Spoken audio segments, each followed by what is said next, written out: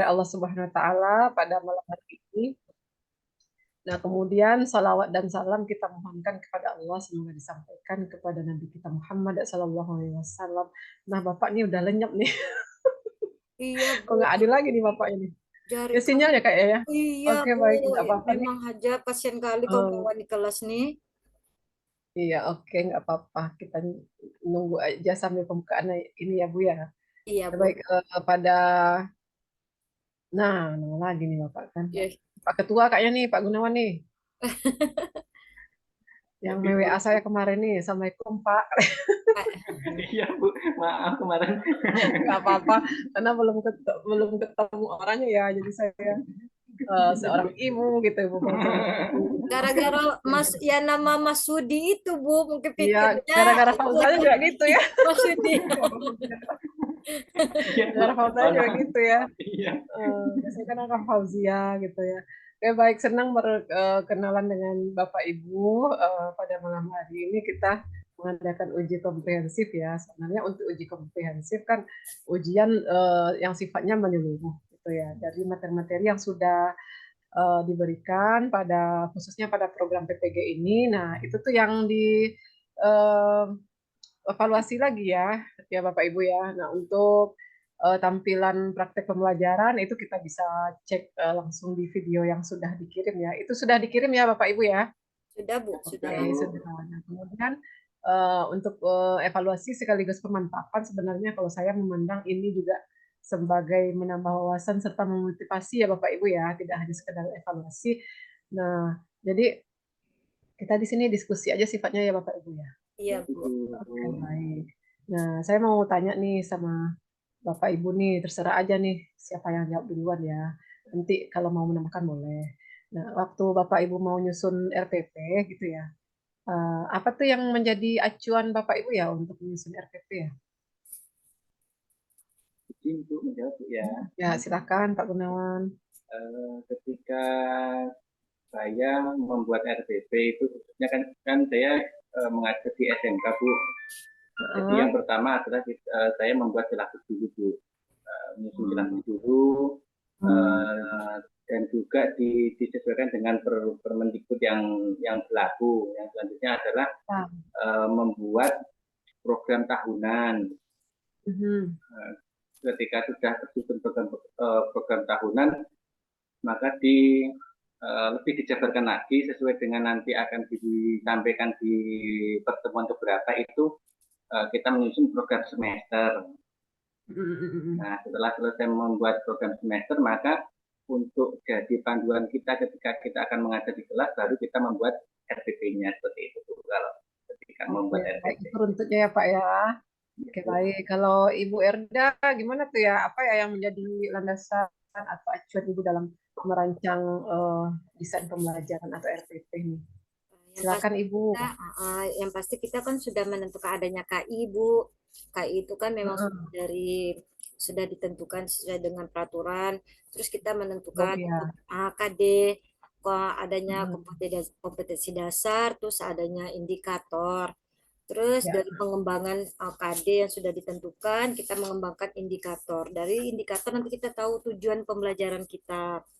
Nanti di dalam Heeh. tujuan pembelajaran kita itu nanti kita bisa langsung menentukan metode apa yang kita gunakan, mode pembelajaran apa kita gunakan. Baru nanti kita lanjut ke uh, ini kegiatan langkah-langkah pembelajarannya. Baru terakhir nanti adanya Sesuai penilaian. dengan metode. Oke. Oke, baik ya Bapak Ibu ya. Nah, secara keseluruhan itu udah benar ya jawaban Bapak Ibu ya. Nah, kita memang berpanduan pada eh, aturan-aturan, ada kurikulum, ada Permendikbud ya. Kemudian pada kurikulum itu juga sudah ditentukan itu ada KI-nya, ada KD, ada indikator. Nah, terkadang indikator masih bisa kita kembangkan lagi sesuai dengan kebutuhan peserta didik ya. Karakteristik dari mata pelajaran gitu ya. Dan lain-lain, dan kemudian tetapkan tujuan ya, selanjutnya masuk juga model segala macamnya. Nah, kira-kira Bapak Ibu tuh kalau seandainya mau menetapkan modelnya itu tuh apa ya yang jadi pertimbangannya ya ketika merancang RPP itu? Kalau saya Bu dulu Bu. Ya, silakan Nah, Bunda. kalau saya itu kalau untuk menentukan model pembelajaran itu kan kita ada beberapa model itu. Kita yang pasti kan kita harus ketahui dulu materi ajar yang akan kita ajarkan ke peserta didik. Terus dari materi itu baru kita bisa menentukan karena indikator itu kan kita tentukan nih, apalagi tingkat SMK itu sudah ada Ya. ketentuannya minimal itu kalau untuk menuju hot ke C456. Terus setelah kita tahu model metodenya itu baru kita menentukan mode pembelajaran seperti apa Kak. Apakah kita berbentuk PBL ataupun discovery learning kayak gitu Ibu. Oke, baik. Jadi ada lihat materi, lihat tujuan gitu ya, Bu ya. Ya, baru kita bisa menentukan model pembelajaran kita seperti apa, Bu. Oke, baik. Silakan Pak Gunawan, ada tambahan atau sepakat dengan sampaikan oleh Bu Erda atau ada tambahan gitu ya. Jadi, Silakan Pak Gunawan. itu menegaskan kembali aja Bu, apa namanya terkait dengan jawaban yang disampaikan oleh Bu Eda, memang benar Bu.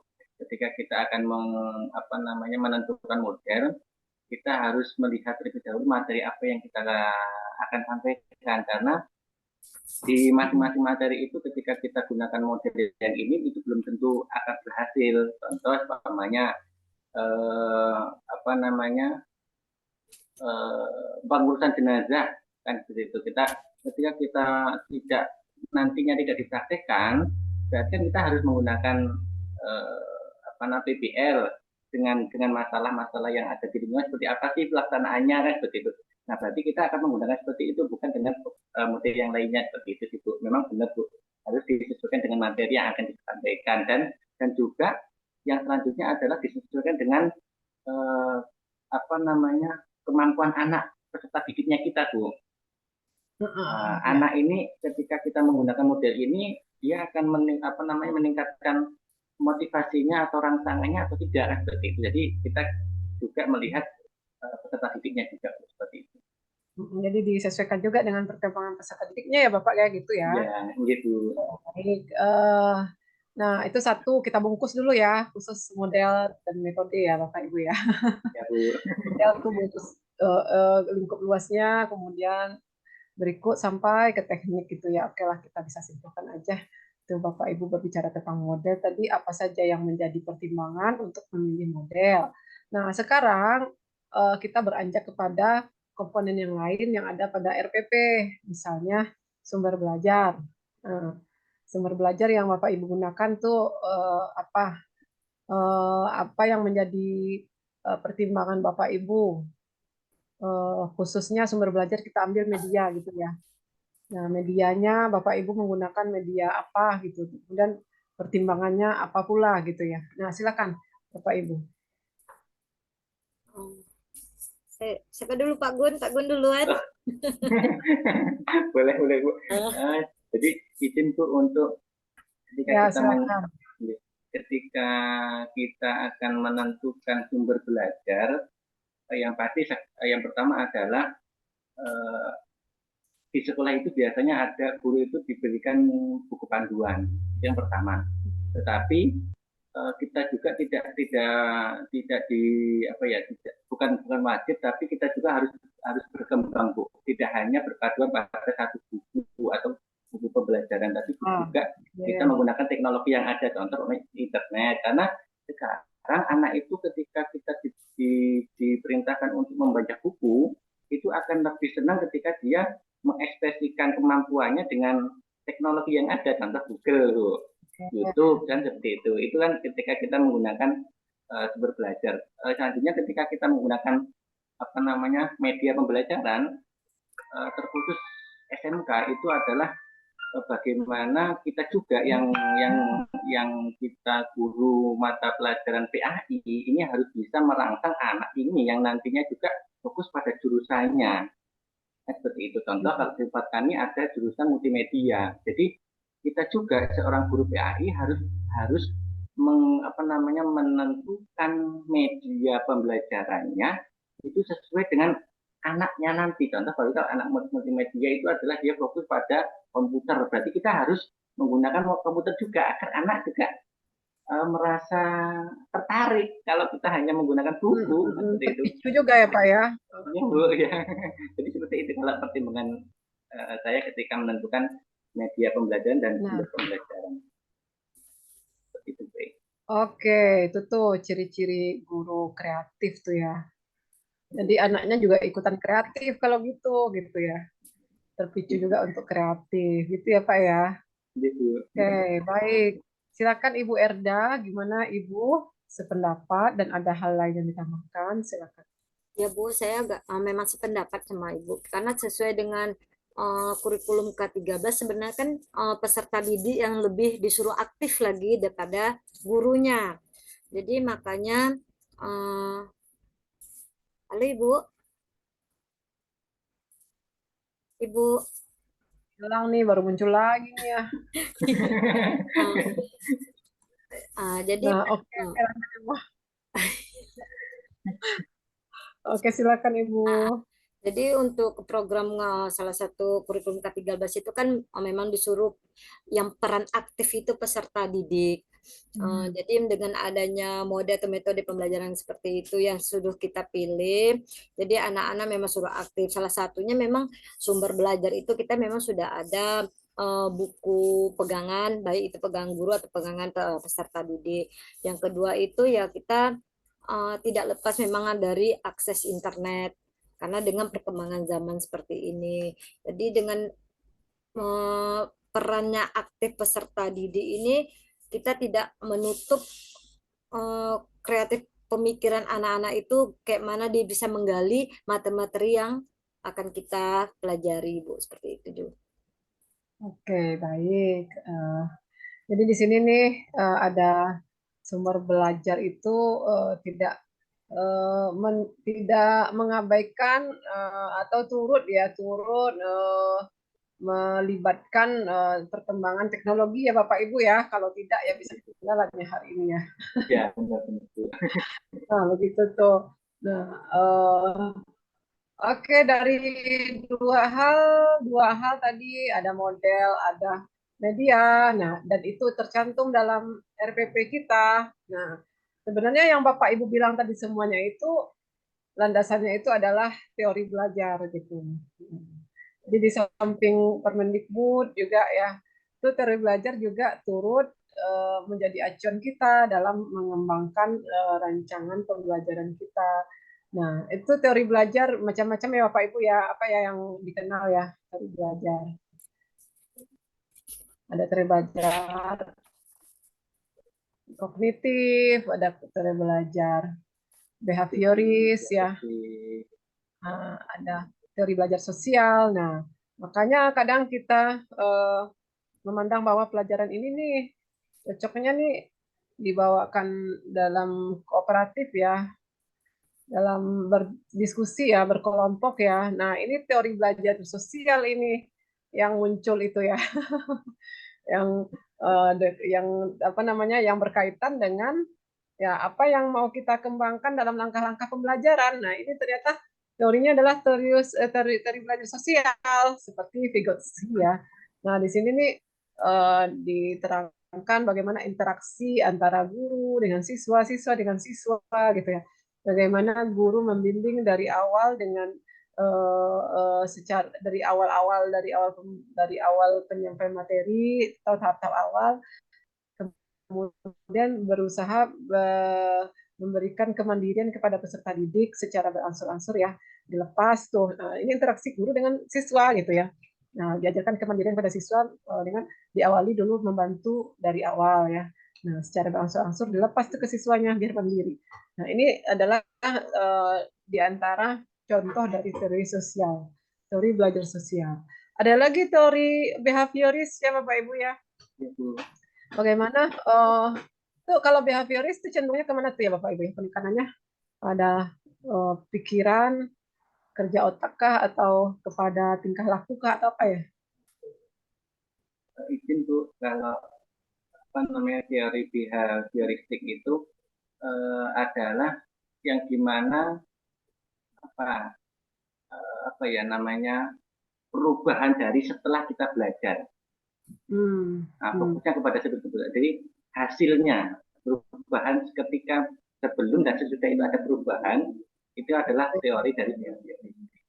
Nah, jadi macam-macam ya Bapak Ibu ya terkait dengan teori belajar yang sesungguhnya yang kita bahas itu misalnya tentang motivasi gitu ya, tentang adanya punishment gitu ya, reinforcement. Nah, apalagi yang lainnya belajar kelompok, contextual learning, ini berhubungan dengan teori belajar konstruktivisme, di mana peserta didik itu membangun suatu pengetahuan dari pengalaman mereka gitu ya.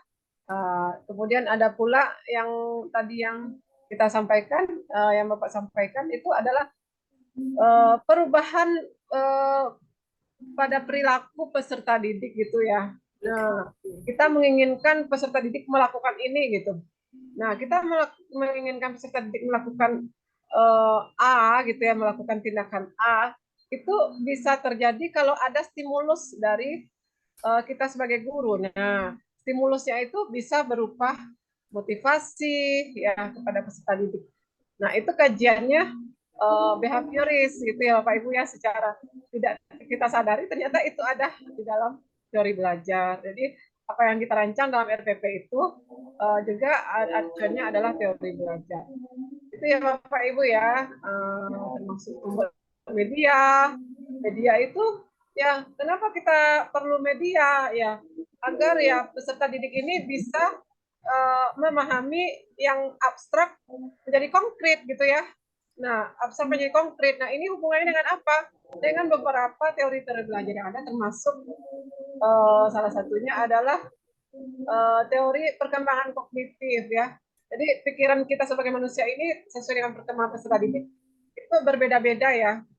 Kalau masih anak-anak yang masih dini itu masih susah memahami yang abstrak ya, jadi masih konkret gitu. Jadi kalau seandainya melihat ada pensil ya, kalau di apa disembunyikan di belakang kita gitu ya. Nah, mereka memikir memang benar-benar hilang tuh barang tuh ya, bagi anak-anak yang sebelum balita ya. Makanya mereka tuh senang tuh kalau ada cilupa, permainan cilupa. Iya Bu, iya. Udah hilang tuh ya, barang kok kelihatan. Atau punya barang muncul, hilang lagi, muncul lagi. Itu hal yang menarik bagi mereka gitu. Nah, tapi kalau udah agak besar gitu ya, udah balita, udah tahu dia tuh, makanya hilang pas walaupun disembunyikan di belakang itu pasti ada di belakang dia ya, nggak ada hilang benar-benar hilang nggak gitu ya. Nah, itu perkembangan kognitif mereka itu ada perkembangan ya dari sejak usia yang masih muda sampai usia-usia berikutnya. Ini adalah perkembangan, ini adalah teori belajar. Nah, di samping itu juga kita dalam pendidikan Islam yang menjadi sumber juga Al-Quran dan hadis ya Bapak Ibu ya. Nah, itu sebagai inspirasi bagi kita dalam kehidupan ini ya, khusus dalam mendidik peserta didik kita dengan nilai-nilai keikhlasan. Mudah-mudahan ini menjadi amal ibadah di sisi Allah Subhanahu Wa Taala. Dan Nabi pun juga mencontohkan ya bagaimana metode-metode dalam memberikan pengajaran yang luar biasa itu, audiensnya dulu ya keras hati. Tabiatnya tuh orangnya keras gitu ya. Tapi Rasulullah tuh punya cara gitu kan.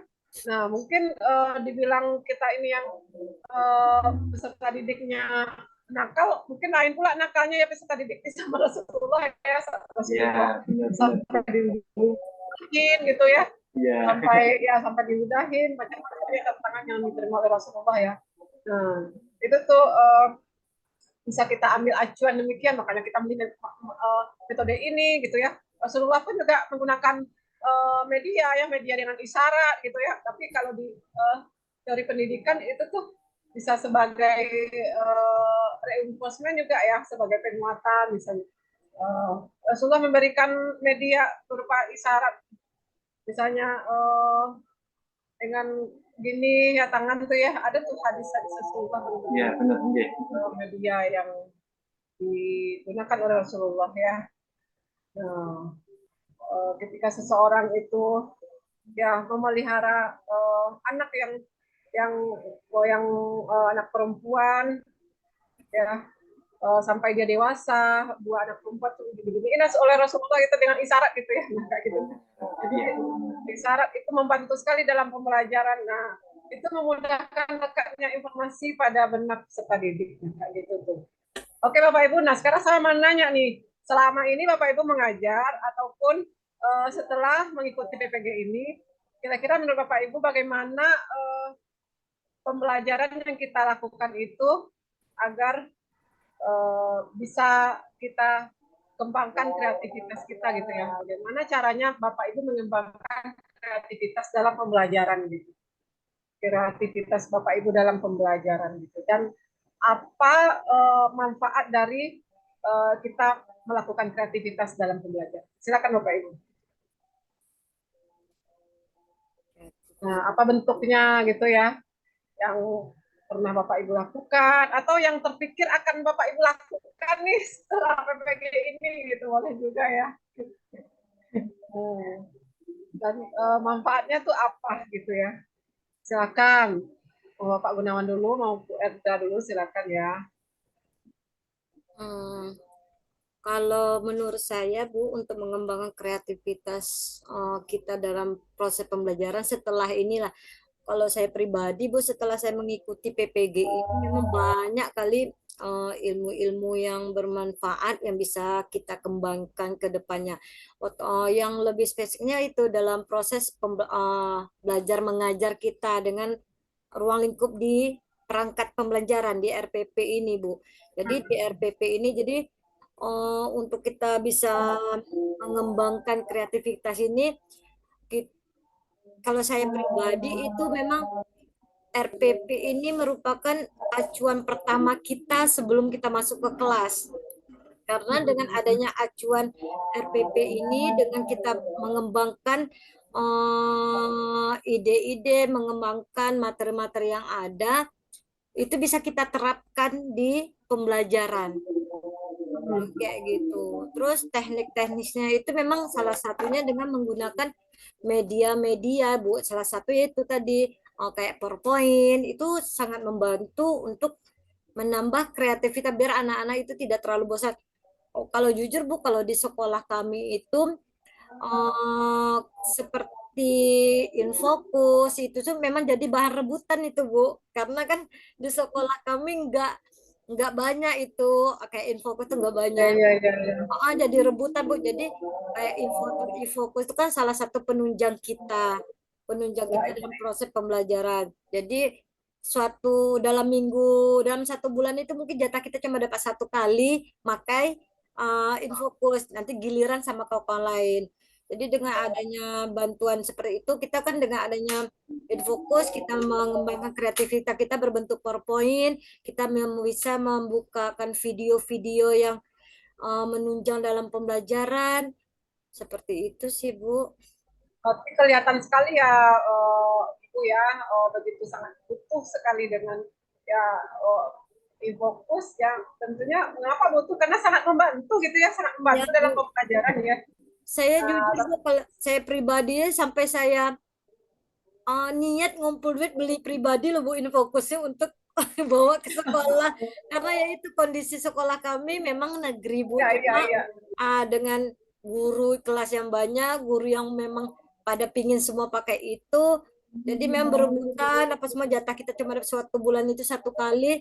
Jadi Jadi saya niat, mulai beli atau berniat mau beli nih Bu. memang selama PBG ini sudah saya beli loh, Bu, untuk iya Mantap pembelajaran. nih. Iya, Bu, untuk video praktek itu kan kita menggunakan itu, Bu. Iya, Iya, iya, benar iya. benar benar benar. Jadi, Bu, Mudah-mudahan saya berhasil ya Allah. Bu ya. Mudah-mudahan. Amin. iya, Bu. Jadi saya ngumpul duit. Pas kebetulan dapat gaji yang Saya bulan biar kemarin. kita Oh, ya tapi terbantu kita dalam pembelajaran ini kalau betul, saya Bu. punya prinsip tuh nggak nanggung gitu ya. Nah kita juga sudah gunain waktu udah kita gunain waktu untuk mengajar tapi kitanya susah ngajarin gitu ya. Betul, Bu. Nah bagus kita mempersiapkan dengan matang gitu ya. Ya wah biasa nih amazing ya dari itu ya. Iya. Kita juga motivasi lain nih. Ya, oke itu suatu upaya jangan pengorbanan ya Ibu ya. Semoga berkah Ibu. Oke baik. Nah ini dari Ibu Erda nih Bapak. Silakan Pak. Bu Erda masih ada tambahan atau udah Udah, Bu. cukup? Udah. Sudah cukup. Silakan Pak Gunawan, gimana pula nih kreativitas ala Pak Gunawan. Baik, terima kasih Bu. Memang benar Bu. Apa namanya, di setiap tempat itu kan memiliki kebudayaan sendiri Bu ya, dan lingkungan sendiri-sendiri. Jadi ketika kita ingin mengembangkan kreativitas itu kita harus berani keluar dari zona amannya kita. Nah di PPG ini Bu, halo Bu. Ya, di PPG ini karena kita ini bersama dengan Bapak Ibu guru yang berasal dari tempat yang berbeda-beda, disinilah timbul Bu apa namanya pengalaman-pengalaman baru yang itu nantinya disesuaikan dengan tempat yang saya mengajar di sini Bu. Contoh apa namanya dan tuntutan Bu, di PPG itu kan ada pembuatan video pembelajaran itu Bu ya, praktek pembelajaran. Di situ diedit dulu kan seperti itu ya Bu ya, harus diedit, harus ada namanya kan seperti itu, harus ada fotonya, harus nama dan lain sebagainya.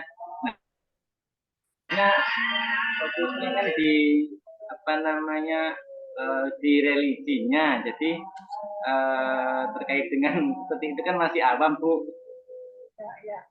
Jadi mau nggak mau akhirnya kan yang tadinya nggak jarang jarang megang HP seperti ini kayak megang HP ngedit video Bu akhirnya. Bisa ngedit video akhirnya ya. Iya Bu. Betul. Kalau nggak ikut PPG nggak bisa ngedit. Iya Bu. Karena tuntutan jadinya akhirnya bisa Bu. Terus kemarin itu saya coba Bu, semuanya asal kita mau bisa ya Pak ya. Benar Bu. Kemarin juga gini Bu, di awal itu Bu, di awal itu kan ada apa nama video sumber belajar itu Bu. Jadi sebenarnya saya juga sudah menggunakan salah satu aplikasi yang VPS ya, yang untuk bisa membuka dokumen. Tapi kan yang hanya saya tahu itu kan hanya untuk buka Word, Excel, PDF kan seperti itu Bu ya. Ternyata itu bisa untuk membuat video juga kan seperti itu. Ya. Nah terus akhirnya kemarin itu saya coba-coba kan. Aduh hilang nih sinyalnya. Halo. Oke. Halo Bu. Ya Pak Gun. Ya.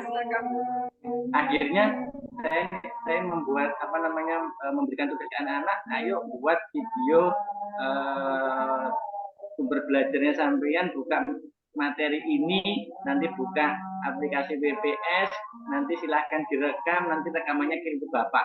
Akhirnya anak-anak juga pinter Bu. Iya, oke.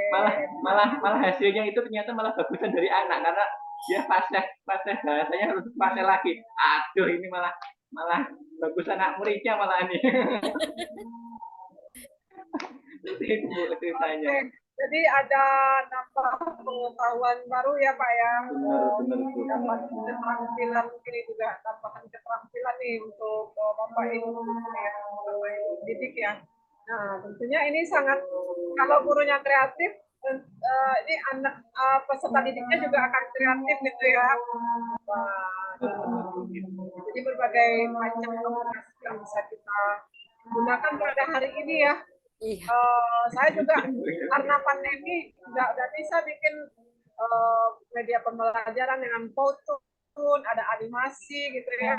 Pengen nih baca saya dilihat langsung nih kurang pede misalnya, saya bikin yang pakai animasi, pakai contohnya kan kayak gitu tuh. Itu ada tuh saya bikin tuh saya masukkan juga kayak channel YouTube saya pakai nama saya YouTube ya Bapak Ibu ya, kalau saya masukin. Saya bikin tuh yang pakai Totun gitu ya, saya bikin yang pakai Filmora, belajar klasik gitu ya. Itu karena memang suasana atau kondisi yang kita ya, memotivasi kita, mengharuskan kita untuk mampu. Ya, jadi barangkali kita ini mudah-mudahan ke depannya pembelajarannya juga makin mengasihkan, menyenangkan ya Bapak Ibu ya. Dan dengan adanya media seperti itu akan bisa mengalihkan peran kita sebagai pengajar menjadi fasilitator. Nah, udah dibantu dan waktu kita juga akan semakin hemat gitu.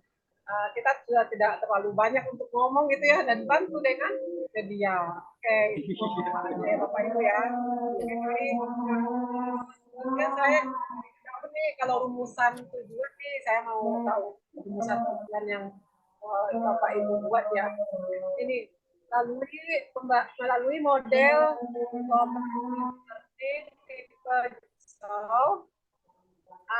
siswa dapat memahami, siswa dapat menjelaskan misalnya tentang sejarah Wali Songo misalnya ya. Nah, ini ada yang kurang terkait dengan ABCD. Apa itu ya Bapak Ibu ya? A-nya audiens, B-nya behavior, Behavior, C-nya kondisi, dan degree. Nah, apanya yang kurang lagi tuh ya? ABCD itu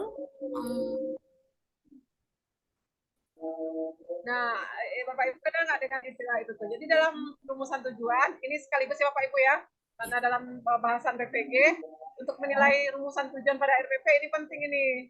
Nah, dalam rumusan tujuan itu harus lengkap dengan A, B, C, D-nya. E-nya adalah audience, A-nya, B-nya behavior, C-nya adalah condition, kemudian D-nya degree. Nah, kalau yang seperti contoh saya tadi, yang kurangnya adalah dengan baik, misalnya dengan benar, itu apa tuh Bapak Ibu ya? A, B, C atau D ya? Apa Bu? Maaf Bu, anunya nggak putus-putus Bu. Ulang Bu. Aja deh mempersingkat waktu ya. Nah, jadi kalau dari yang tadi itu audiensnya peserta didik ada kelihatan nggak dalam kedengaran yang ada dari rumusan yang saya gunakan tadi itu? Peserta didik dapat menjelaskan gitu ya? Ya itu audiens peserta didik. Ada audiensnya ada ya?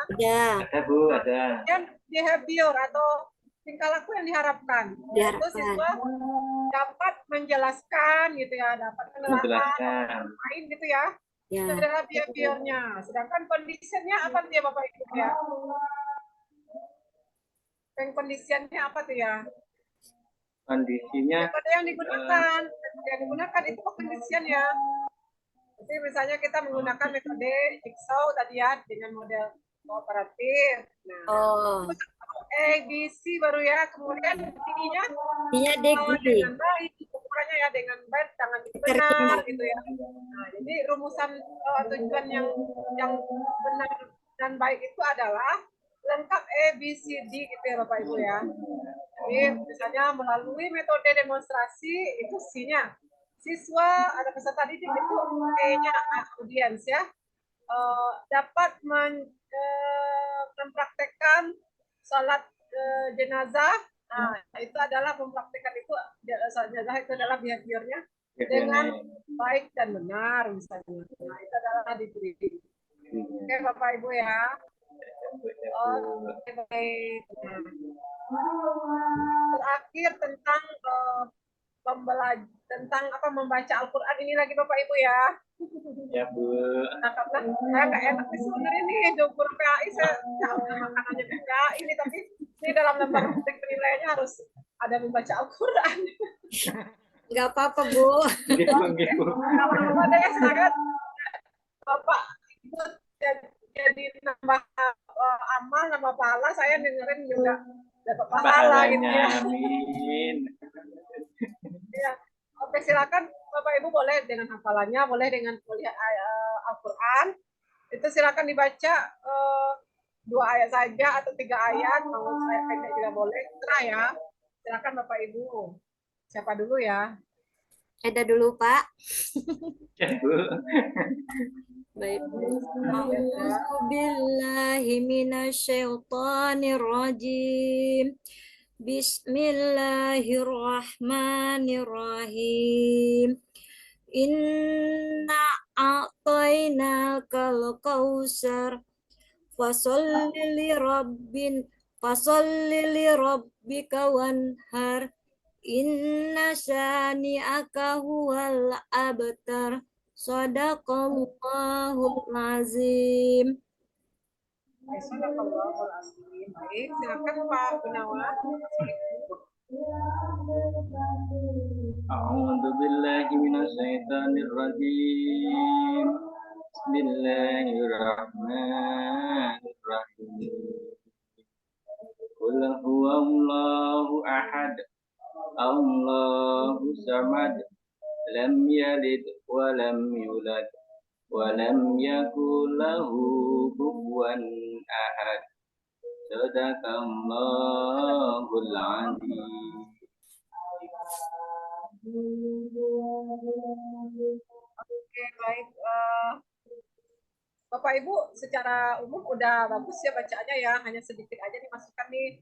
Boleh ya Bapak Ibu ya, Boleh. ke depan Ya juga Bu, ya nih. Bu. Sebenarnya udah oke tuh huruf-hurufnya, tapi kadang ada yang masih agak kurang disempurnakan. Misalnya in Nasya shinnya ya Bapak Ibu ya itu harus lebih disempurnakan dikit. Kalau bedanya ada dari sin, ada bedanya dari ta, ada juga. Tapi penyempurnaannya saja gitu ya Bu ya, bentukan mulutnya gimana gitu ya. Kalau Inasya sya itu masih kurang gitu ya. Jadi baru dia. Dan posisinya itu sama dengan ya. Kalau kita susah bacanya itu kan ya itu ya makanya sama dengan shin. Posisi lidah kita tuh sama tuh. Jadi kalau agak susah bisa kita matikan dulu ya ya kayak aish gitu ya. Matikan dulu ya-nya ya. Aish gitu tuh. Karena ya dengan shin itu sama-sama makhrajnya. Oke ya Bu ya. Oke baik. Nah kemudian ini Bapak nih kayaknya agak nanggung-nanggung nih bikin lengket hurufnya tuh kayak huruf tasdid tuh nanggung nanggung Pak itu tasdidnya kayak gini nih ya tadi kan Allahus somad Allahus somad itu ya jadi Ya Bu, ya Bu. maksudnya agak kurang kurang sempurna itu tasdidnya gitu ya Pak ya.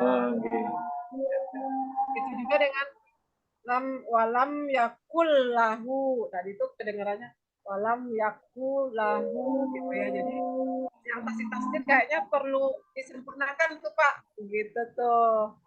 Nah oke ya Bapak Ibu ya. Nah, secara ini sudah oke. Nah sekarang ini juga terkait dengan tugas saya nih Bapak Ibu ya. Ya Bu. Disuruh nulis lagi.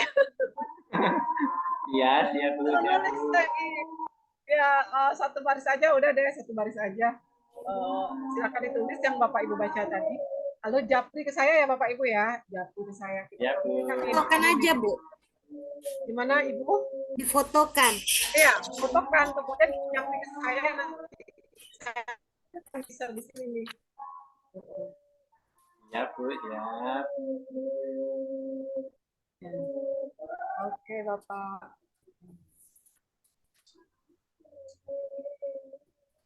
Bapak udah sediain alat tulisnya, udah ya?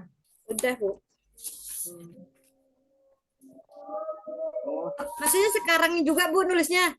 Ya benar. Iya. Kirain tunggu selesai dulu. Iya bentar Bu. Siap Bu, siap Bu. Saya ambil izin. Selesai kita. Iya Bu. Izin ngambil pena dulu Bu ya. Ya. Di Japri langsung kita bahas aja nih. Jadi kita koreksi ya, kita evaluasi langsung ya.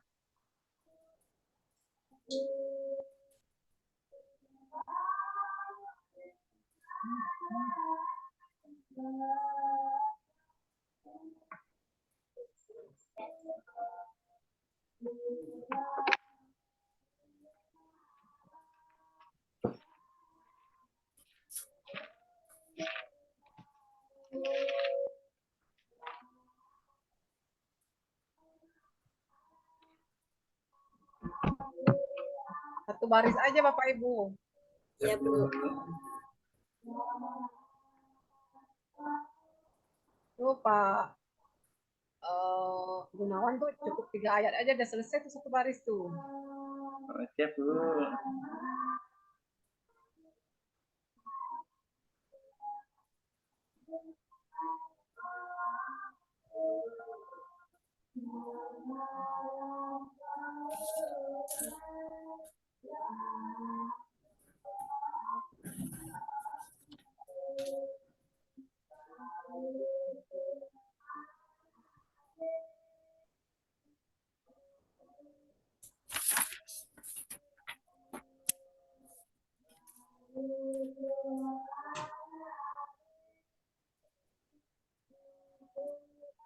Saya Japri ya, Bu. Oke, Ibu, baik.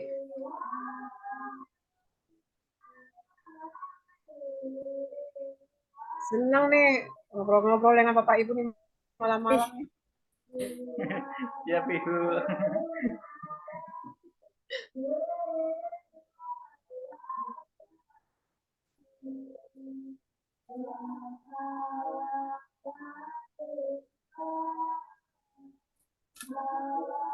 Saya sudah, Bu. Oke, terima kasih Ibu, udah ada kelihatan nih. Iya.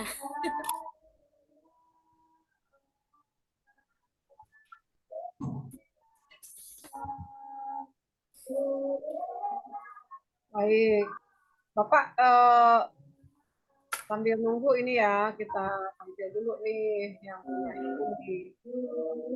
Nah, ini yang ditulis oleh Ibu Erda ya. Wah, Ya, Ibu ketawa sendiri, nggak tulisan sendiri nih. Itu mana ketawanya apa, Bu? Kok Ibu ketawanya sendiri? Senang ya, udah selesai nulis gitu ya. itu kebetulan saya penulis tangan kiri loh, Bu. Gitu ya, Bu. Aduh, dulu Iya. tuh kalau pelayaran pakai tangan apa tuh Bu seringnya tuh kalau pelayaran tuh muter setirnya ya atau gimana tuh ya? Kalau di pelayaran sih enggak ini sih, Bu. Cuma ya nggak bisa dirubah lagi kalau nulis itu, Bu. Memang nggak bisa tangan kanan, Bu. Tapi rasanya, aduh, memang. Wah, pakai tangan kiri aja tulisannya udah bagus, apalagi tangan kanan nih Pak Gunawan. Masya Allah. Oh, jadi ngikut, Bu. Anak saya nomor satu juga nulisnya tangan kiri, Bu. Ada. Tapi bisa dilatih tuh kalau anak-anak ya Bu ya. Iya sih, Bu. Oke, baik. Bapak Ibu nih Pak Gunawan masih ditunggu ya. Ya Bu, Nah, ini dikasih. Bismillahirrahmanirrahim.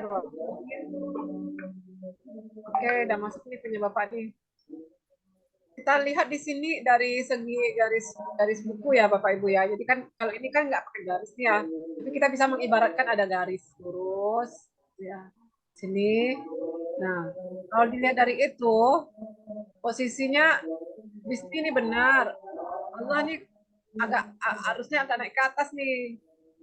Sejajar dengan ini sejajar dengan sin, sejajar dengan mim ya gitu ya Bu ya. Nah, ini pas nih arahannya ada pas nih, arahnya ada pas nih. Jadi kalau ibaratnya ada garis buku kayak gitu tuh posisinya ya Bapak Ibu ya. Nah, kemudian ini inna a'taina kal kausar. Artinya ini ada keliru huruf nih Ibu. Ini harusnya ta, ini bukan giginya satu cuman ya. Enggak tiga ya. Enggak tiga tuh Bu. Ini karena ini hurufnya huruf ta ya Bu ya. Silakan dicek nih di Al-Qur'an Ibu ya. Oke. Nah, kalau ini nih jadinya Oh, shin ya. oh Oke Ibu berarti ya. ya, iya Bu, ya Bu ya. Nah, ini karena saya grogi nih Bu, jadi Iya, lupa iya, iya. saya nih Bu huruf bahasa antah shin ini. Aku salah, Bu. Kalau kalau nulis bisa grogi juga kayaknya. Iya, Bu. Gitu ya Bu ya. Iya, iya, Oke, salah. baik. Nah, tapi dari segi posisi huruf dengan mempertimbangkan garis buku, ibaratnya di sini ada garis lurus kita tariknya ke sini ya. Ini udah benar ini posisi hurufnya ya, Pak Ibu ya. Nah, hanya saja sekarang udah benar ini ya. Hanya saja sekarang persoalannya adalah bentuk huruf lagi. Jadi kalau posisi yang keliru tadi Allah ini ya agak agak dinaikkan ke atas mungkin ya. Atau bismillah ini agak diturunkan dikit biar sejajar gitu ya. Kemudian bentuk hurufnya misalnya kayak H itu gimana ya, H, kemudian huruf Ro itu gimana ya bentuknya gitu ya. Nah, Bapak Ibu ini sebenarnya nggak susah ya untuk hari ini ya, bisa belajar dari buku itu banyak khususnya tentang kaligrafi Bapak Ibu ya. Jadi untuk kita mengenal bagaimana mau menulis huruf itu dari mana awalnya pertama, ada di mana gitu. Huruf di awal, huruf di tengah, huruf di akhir kita belajarnya dari kaligrafi. Oke Bapak Ibu ya. Nah bagi Bapak Ibu, nah, saya motivasi untuk lebih kali lagi berkaitan dengan tulis menulis bahasa Arab itu mencek di sumber belajar yang ada itu referensinya berkaitan dengan kaligrafi. Oke ya Bapak Ibu ya. Saya di channel saya juga ada tuh saya bikin kaligrafi itu karena saya ngajar baca tulis Al-Quran juga di kampus ya. Gimana tuh dari mana tuh asal lainnya kita menulis. Oke Bapak Ibu ya. Berikutnya nih Bapak. Oke kita bisa lanjut ya Bapak Ibu ya. Ya Bu, ya Bu. Ya, kita lanjutkan. Ini Bapak juga mau ketawa nih lihat tulisannya nih.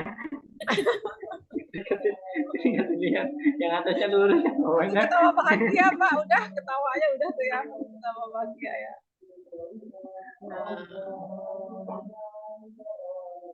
senang nih saya bincang-bincang dengan Ibu Erda sama Pak Gunawan nih malam-malam nih.